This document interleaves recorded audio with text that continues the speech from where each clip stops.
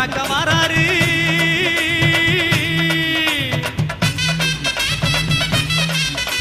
எந்த செயல் தொடங்கினாலும் முந்தி காக்க வாராரு.